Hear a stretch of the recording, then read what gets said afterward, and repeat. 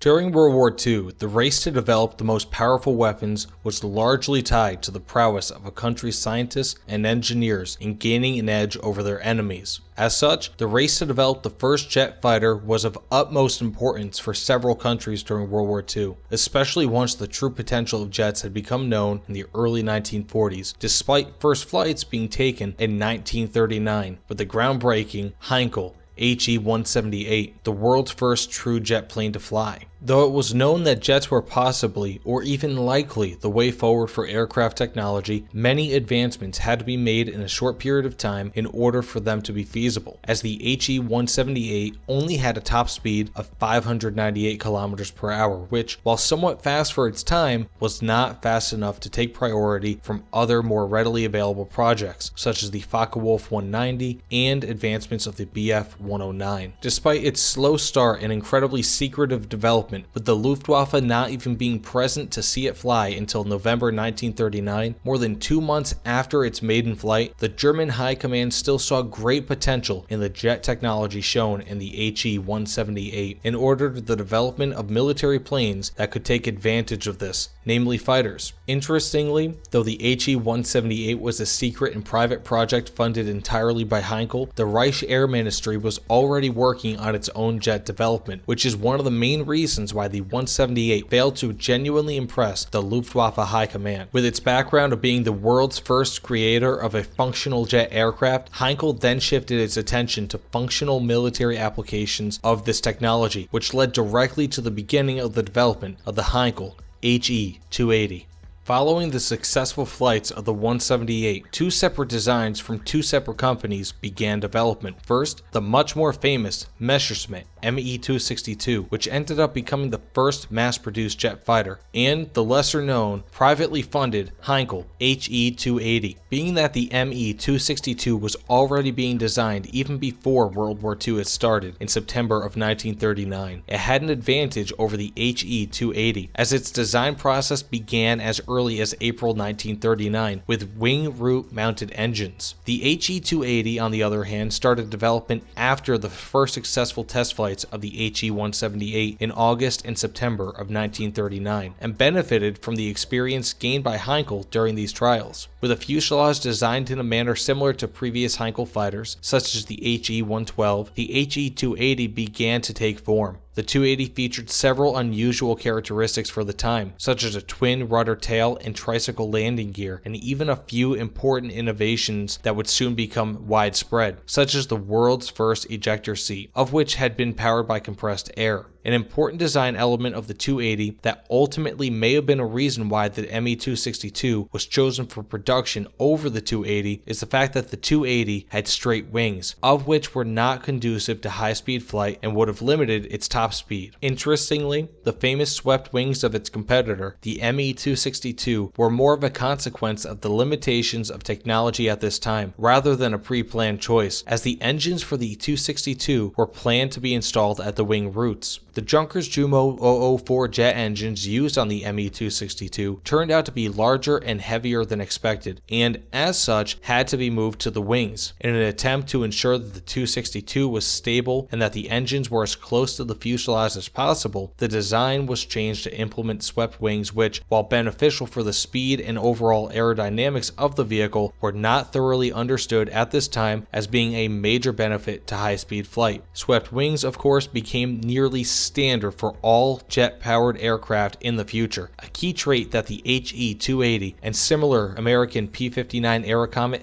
lacked. Over the course of only about 1 year and 2 weeks after the He-178 first took to the skies, the Heinkel He-280 saw development from initial concept all the way up to flyable glider in September of 1940. The maiden flight on September 22nd of that year took place with weighted pods substituting for engines, due to delays in the development of the planned Heinkel HES-8 jet engines that were to be used on the 280. Alternatively, as Dr. Hans von Ohain had created the jet that powered Heinkel's first jet plane, another one of his creations, the planned Heinkel HES-30 jet engine, was also planned to be tested on the He-280, although it, much like the HES-8, ran into significant technological issues during development. Despite these issues with both engine types, rather than the plane itself, development continued on the 280. Eventually, on April 2, 1941, the HE-280 took to the skies under its own power, with the Heinkel HES-8 engines being used, albeit without engine cowlings. The engines were only running at about 2/3 of the planned full power, as they delivered only around 1,100 pounds of static thrust in its maiden-powered flight, as opposed to the planned 1,600 pounds of thrust that they had wanted. Several days later, on April 5, 1941, another powered test flight had occurred, although this time in front of the Luftwaffe High Command and Air Ministry officials, including Ernst Udet, who had been present at the early flights of the HE-178. Again, Heinkel failed to impress Udet, of whom had substantial influence in the Luftwaffe. This lack of a strong positive impression led to a lack of government funding for the project, which substantially hindered the development of the Heinkel HE-280.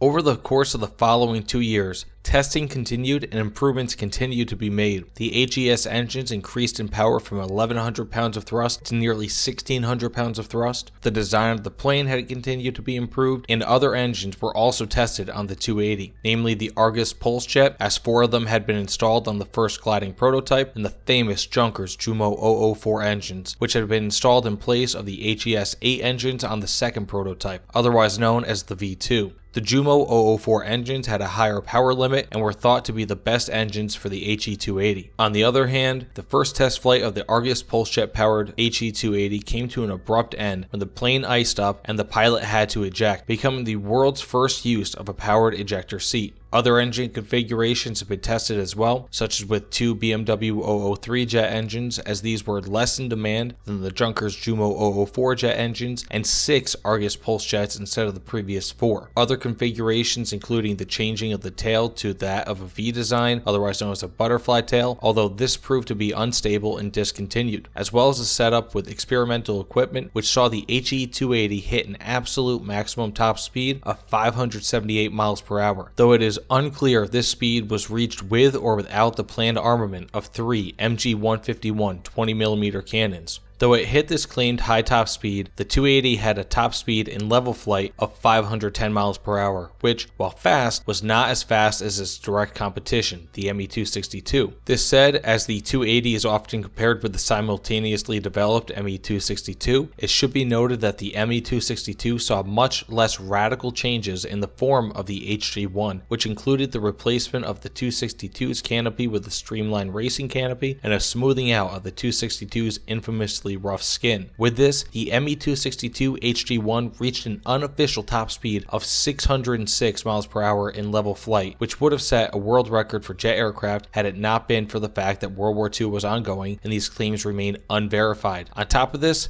it was armed with all of its cannons during this flight. The Heinkel HE-280 V7, of which was the airframe that reached the claimed 578 mile per hour mark, was used in over 100 test flights between August of 1944 and early 1945, showing that the development, at least from Heinkel's perspective, was still important enough to continue, so as to provide an alternative to the then in production Me-262. Unfortunately for Heinkel, only 9 HE-280s were ever created, nearly all of which tested different configurations of aerodynamics, equipment, and engines. Its development was stunted by technological difficulties and political issues, both of which led to funding being minimal compared to the Me-262. Interestingly, the HE-280 showed very favorably an acclaimed mock dogfight between it and a Focke-Wulf FW-190, in which the HE-280 is said to have had far better agility than the Focke-Wulf, all while being substantially quicker. Following this mock dogfight, the Air Ministry ordered 300 HE-280s, though these orders were rescinded within months. Despite clearly being a capable dogfighter, it still lost to the more flexible and more heavily armed design of the Me-262.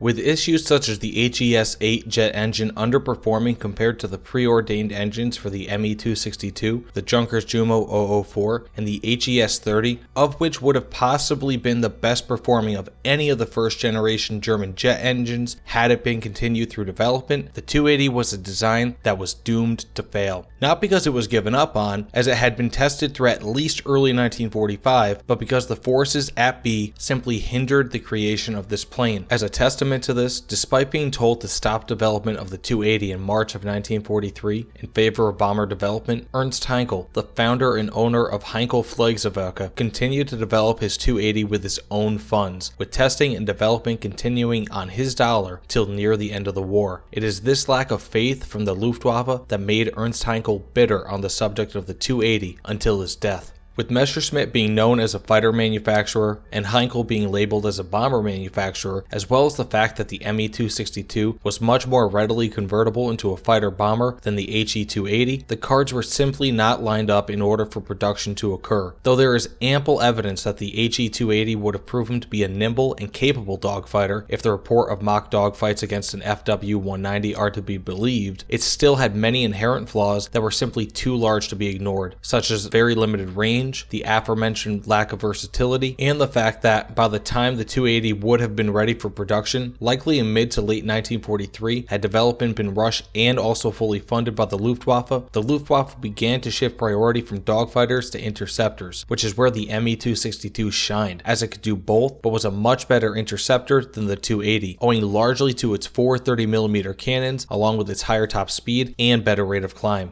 Simply put, while the 280 was a sound and capable aircraft, it was simply developed for the right country at the wrong time. While other countries would have had more use for it, such as England for air defense or the US as a short-range escort for their bombers, Germany, which would have benefited from an early production of the He-280, was being bombed far too much and far too often for the 280 to be pursued over the Me-262. Though it could have been a great bridge aircraft with a limited production run between piston planes and the production of the 262, fate had other plans. Unfortunately, the 280 leaves a very small legacy behind, outside of the fact that it became known as the loser in the fight for production versus the much more well-known Me-262. Due to the fact that only 9 were ever produced, no He-280s exist to this day, as they were all destroyed in bombing raids, were destroyed near the end of the war by Axis forces to prevent capture, or simply crashed during testing and were not worth repairing. In many ways, the He-280 was doomed from the start, and the only thing that kept it in development was the tenacity of Ernst Heinkel. Despite the RLM telling Heinkel to end production on both the 280 and the engines meant to power it, he persevered, and though the 280 never made it to production, it will be forever remembered as being a plane whose design was likely better suited for propulsion via propellers as opposed to jets, and was summarily executed by bureaucracy and poor timing rather than its in-flight performance.